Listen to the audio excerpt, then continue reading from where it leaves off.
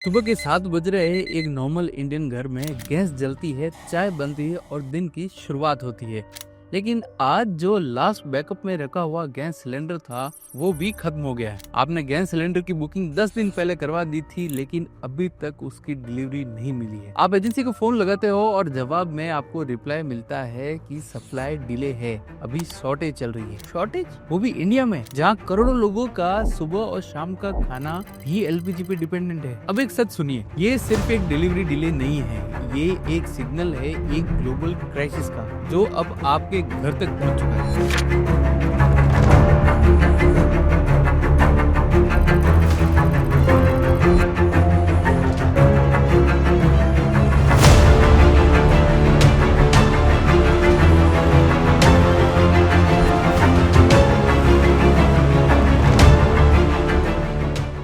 और अगर ये सिचुएशन कंटिन्यू हुई तो सवाल ये नहीं होगा कि सिलेंडर कब मिलेगा, सवाल ये भी हो सकता है कि कौन कौन सिलेंडर अफोर्ड कर पाएगा। अब सबसे इम्पोर्टेंट सवाल कि भाई इंडिया का एलपीजी वॉर से कैसे कनेक्टेड है, कितना एलपीजी वॉर के कारण रुका हुआ है, और अगर वॉर नहीं रुकी तो एलपीजी का क्या होगा। और सबसे खतरनाक सवाल, क्या इंडिया एक साइलेंट एनर्जी क्राइसिस में एंटर कर चुका है जिसका फुल इम्पैक्ट अभी आना बाकी है। लेकिन कहानी यही खत्म नहीं होती, क्योंकि जो नंबर्स आप अब देखने वाले हो वो सच में बहुत ही ज्यादा शॉकिंग है। इंडिया दुनिया के सबसे बड़े एलपीजी कंज्यूमर्स में से एक है, लेकिन इंडिया का खुद का प्रोडक्शन बहुत ही लिमिटेड है। रियलिटी तो ये है कि इंडिया अपनी एलपीजी का 60% तक मिडिल ईस्ट से इम्पोर्ट करता है। यानी सिंपल लैंग्वेज में आपके सिलेंडर की गैस इंडिया में नहीं बनती, वो गल्फ कंट्रीज से शिप होकर आती है। और सबसे इम्पोर्टेंट पॉइंट ये है कि इसका 90% सप्लाई एक ही रूट से आता है, स्ट्रेट ऑफ हॉर्मुज। अब अगर ये एक रूट बंद होता है तो पूरा सिस्टम हिल जाएगा,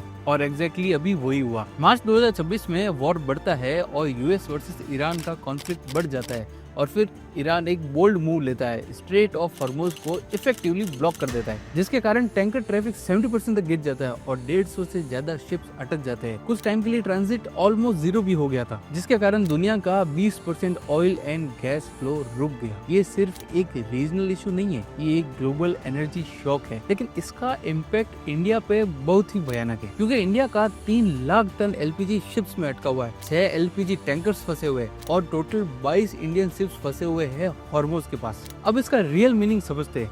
3 लाख टन एलपीजी मतलब अप्रोक्सीमेटली 2.1 करोड़ सिलेंडर्स, यानी करोड़ों घरों की गैस सप्लाई डिले हो चुकी है। और ये सिर्फ एक शिपमेंट है, इसके अलावा और भी शिप्स रुके हुए हैं और भी रुकावटें आ रही है। और इंडिया में एलपीजी कंजप्शन ऑलरेडी इम्पैक्ट हो चुका है। रिसेंट डेटा दिखा रहा है कि इंडिया में एलपीजी कंजप्शन 17.3% तक गिर चुका है। ये कोई नॉर्मल फ्लक्चुएशन नहीं है, ये क्राइसिस की शुरुआत भी हो सकती है। और अगर ग्राउंड रियलिटी की बात करी जाए तो कुछ होटल्स भी बंद हो चुके हैं, बुफेज कैंसिल हो चुके हैं और रेस्टोरेंट्स लिमिटेड मेन्यू पे आ गए हैं। और गवर्नमेंट ने बिजनेसेस को लकड़ी और कोल यूज करने की परमिशन भी दे दी है। टेक्निकली हम वापस कोल पे आ गए हैं। लेकिन सबसे डेंजरस फेज तो अभी आना बाकी है, क्योंकि अगर वॉर नहीं रुकती है और अगर स्ट्रेट ऑफ हॉर्मुज महीनों तक बंद रहता है तो परमानेंट सप्लाई गैप भी हो सकता है, मैसिव प्राइस हाइक भी हो सकती है, डिमांड भी कोलैप्स हो जाएगी क्योंकि लोग रिफिल कम कराएंगे और ब्लैक मार्केट बढ़ेगा वो अलग से। और हो सकता है 1970 के ऑयल क्राइसिस जैसा इम्पैक्ट भी हो जाए। लेकिन सबसे बड़ा सवाल तो अभी बाकी ही है, क्या इंडिया इस क्राइसिस से बच सकता है? क्या अल्टरनेटिव्स एग्जिस्ट करते हैं, या हम ऑलरेडी एक ऐसे सिस्टम में फंस चुके हैं जहाँ से निकलना मुश्किल है? इंडिया दुनिया का सेकंड लार्जेस्ट एलपीजी इंपोर्टर है और हर साल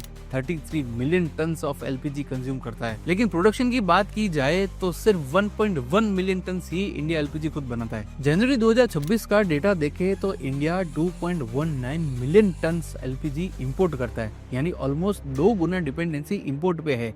और सबसे डेंजरस फैक्ट कि एलपीजी जो इंपोर्ट होता है वो 85 to 90% मिडिल ईस्ट से आता है। अब इसका मतलब ध्यान से समझना, अगर मिडिल ईस्ट में कुछ भी दिक्कत आती है तो इंडिया का एलपीजी सिस्टम डायरेक्ट हिट होगा, और इस बार यही हुआ। लेकिन क्या इंडिया के पास कोई बैकअप स्टॉक होता है? इसका जवाब तो हाँ है, लेकिन इंडिया के पास सिर्फ 20 से 25 दिन का फ्यूल रिजर्व होता है, यानी अगर सप्लाई 1 महीने तक रुक गई तो सिस्टम कोलैप्स मोड में चला जाएगा। हालांकि गवर्नमेंट ने अभी कुछ मेजर स्टेप्स भी लिए हैं इस सिचुएशन को टैकल करने के लिए, चलिए उन पे बात करते हैं। अभी जैसे ही क्राइसिस बढ़ा, इंडिया ने सबसे पहले डोमेस्टिक प्रोडक्शन को इंक्रीज कर दिया, रिफाइनरीज को मैक्स एलपीजी आउटपुट निकालने के ऑर्डर्स भी दे दिए गए। Second step, supply priority change, मतलब हाउस होल्ड को प्रायोरिटी दी गई और कमर्शियल एलपीजी सिलेंडर्स की सप्लाई को रोक दिया गया। और थर्ड स्टेप है अल्टरनेटिव इंपोर्ट्स। इंडिया ने गल्फ के बाहर से एलपीजी लेना स्टार्ट किया, जैसे यूएसए, नॉर्वे, रशिया। लेकिन प्रॉब्लम सॉल्व नहीं हुई, क्योंकि अल्टरनेटिव सप्लाई इतना आसान नहीं है। लोग सोचते हैं मिडिल ईस्ट से नहीं आया तो क्या हुआ, कहीं और से ले लो, लेकिन रियलिटी में काफी प्रॉब्लम्स आती है। एक एक करके प्रॉब्लम्स को समझते हैं। प्रॉब्लम 1 है डिस्टेंस। यूएसए से एलपीजी लाना मतलब 2 से 3 गुना ज्यादा टाइम लगना। प्रॉब्लम 2 है कॉस्ट। लंबे रास्ते के कारण ज्यादा फ्रेट लगेगा और इंश्योरेंस की कॉस्ट भी बढ़ जाएगी। प्रॉब्लम 3 इंफ्रास्ट्रक्चर है। इंडिया के पोर्ट्स और टर्मिनल्स मिडिल ईस्ट सप्लाई के हिसाब से ऑप्टिमाइज्ड है। प्रॉब्लम 4 है ग्लोबल कंपटीशन। एशिया की सारी कंट्री सेम एलपीजी के लिए कम्पीट कर रही है। जापान, कोरिया, वियतनाम, पाकिस्तान सब एनर्जी कंजर्व मोड में चले गए हैं। इस क्राइसिस के बाद एक चीज तो क्लियर हो गई है, एलपीजी लॉन्ग टर्म के लिए रिलायबल तो नहीं है। इसलिए इंडिया लोगों को 2 मेजर चीजों पे शिफ्ट करने में लगा हुआ है। पहला है पीएनजी, पाइप नेचुरल गैस। बड़ी सिटीज में जो पाइपलाइन गैस कनेक्शंस दिए जा रहे हैं, उससे एक तो कंटिन्यूस सप्लाई मिलेगी और सिलेंडर पे डिपेंडेंसी भी खत्म हो जाएगी।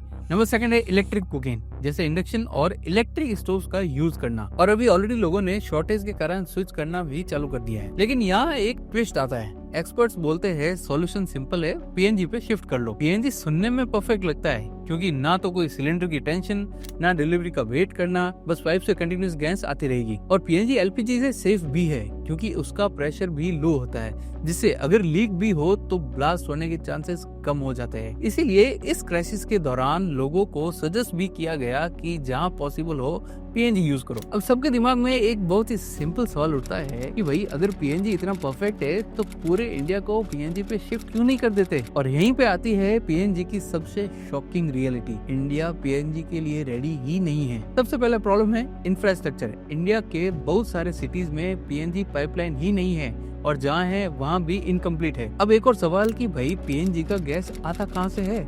जितना सिंपल ये सवाल है, उतना ही सिंपल इसका जवाब है। पाइप नेचुरल गैस, जो एलएनजी लिक्विफाइड नेचुरल गैस के फॉर्म में इंपोर्ट की जाती है, और इंडिया अपनी 50% नेचुरल गैस इंपोर्ट करता है, और उसका मेजर पोर्शन मिडिल ईस्ट से ही आता है। अब तो बुरे फंसे, अपन एलपीजी के लिए भी मिडिल ईस्ट पे डिपेंडेंट और पीएनजी के लिए भी मिडिल ईस्ट पे डिपेंडेंट, और वॉर भी वहीं चल रही है। मतलब अगर हम फ्यूल चेंज करते हैं तो भी हालात तो सेम ही रहेंगे, क्योंकि डिपेंडेंसी तो बदलने वाली है नहीं। रिपोर्ट्स के अकॉर्डिंग मिडिल ईस्ट कॉन्फ्लिक्ट के बाद इंडिया को एलएनजी सप्लाई कट्स फेस करने पड़ रहे हैं, और इंडस्ट्रीज को गैस भी रिड्यूस करनी पड़ रही है। यानी अब सिर्फ एलपीजी क्राइसिस नहीं, डबल क्राइसिस स्टार्ट हो चुका है। हाउस होल्ड एलपीजी के लिए स्ट्रगल कर रहे हैं और इंडस्ट्रीज पीएनजी के लिए। अब अगर एलपीजी भी रिस्की है और पीएनजी भी अनस्टेबल है, तो फिर फ्यूचर क्या है? इसका जवाब इतना सिंपल नहीं है, लेकिन एक डायरेक्शन तो क्लियर है, और वो है electricity. Electric cooking, induction, solar based solutions, ये सब धीरे धीरे अडॉप्ट तो किए जा रहे हैं। लेकिन इंडिया जैसी बड़ी कंट्री इंस्टेंटली शिफ्ट तो नहीं कर सकती, और यही सबसे बड़ा रिस्क है। क्योंकि अगर स्ट्रेट ऑफ हॉर्मुज लंबे टाइम के लिए बंद रहा तो इसका रिजल्ट बहुत ही खतरनाक होगा, और इफेक्ट सिर्फ इकोनॉमी पे नहीं बल्कि नॉर्मल लोगों की जिंदगी पे पड़ेगा। आज जो हो रहा है वो एक वार्निंग है, और हमें ये पता चलता है कि दुनिया ग्लोबल हो चुकी है, और अब डिपेंडेंसी भी ग्लोबल हो चुकी है। और जब वॉर होता है तो सिर्फ बॉर्डर पे नहीं होता, उसका असर आपके घर के अंदर तक होता है। और नेक्स्ट टाइम हो सकता है जब वॉर हो तो शायद गैस सिलेंडर की जगह कुछ ऐसी चीज पे इफेक्ट आ जाए जिसका कोई अल्टरनेटिव या ऑप्शन ही ना हो। वीडियो अच्छी लगी तो चैनल को सब्सक्राइब करिएगा और वीडियो को लाइक करना मत भूलिएगा। Thank you for watching, see you in the next video.